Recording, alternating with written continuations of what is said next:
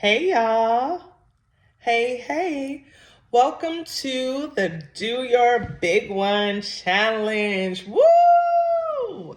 The Do Your Big One Challenge is a manifestation challenge or a New Year's resolution challenge or however you want to put it. I'm not really big on the labels. We might change the name of it as we progress through, but it's basically a challenge for us to get off to the right start in the new year. Okay. For those of you who do not know me, my name is Miki Ann, and I'm sharing this method because this is something that I have done personally.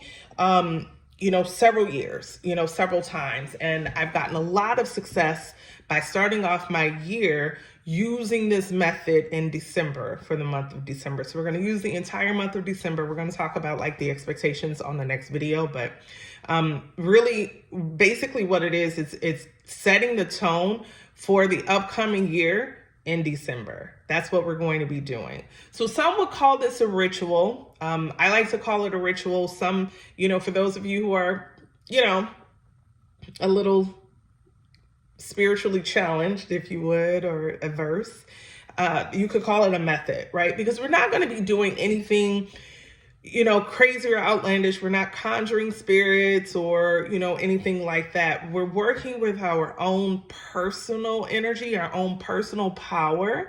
And all we're doing is taking things that we do every day, as human beings. The fact that you manifested a body, you're already a powerful manifester, right? You're already a master manifester. So we're going to take the creative energy that we use every day, and we're going to find a way to focus it, right? We're going to find this hair.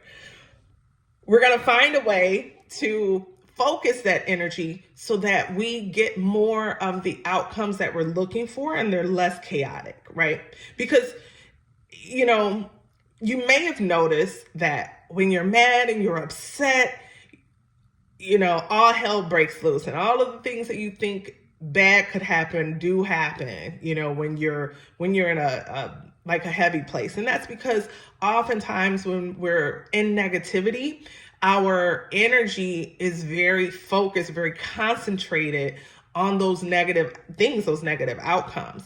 So I have basically put together a way to kind of release ourselves from some of the negative things that have happened throughout the year, get some clarity in what it is that I want to manifest in the upcoming year, and really understand the why behind those things, and then how to actually focus that energy, focus that creativity into the experiences that I want to bring to myself. So I've done this method again several times. I've manifested a number of different goals. Weight loss, right? So in 2017, I did this method in 2016, and in 2017 was the first year that I was able to lose weight and get to my ideal weight. Some of you might remember that if you've been rocking with me that long. Like those 12s was a big deal. I gained a lot of it back since the pandemic, but I know I can do it. And I also have manifested, career moves. I have manifested, to the dollar commission checks, because I'm in sales, for those of you who know me. So, my first large check, I manifested $50,000. I have manifested my salary down to the T, and I have proof of that. I have manifested my dream car. I manifested winning awards at work, top sales rep of the year, which was a coveted position at a company that I work for. And no black person, I want to say, but I know for sure no black woman has ever attained that position. And I've also manifested, my dream. Well, I don't know, I'm going to call this my dream home, but I've manifested a home, different things like that, right? So I've manifested a ton of different things using this manifestation method.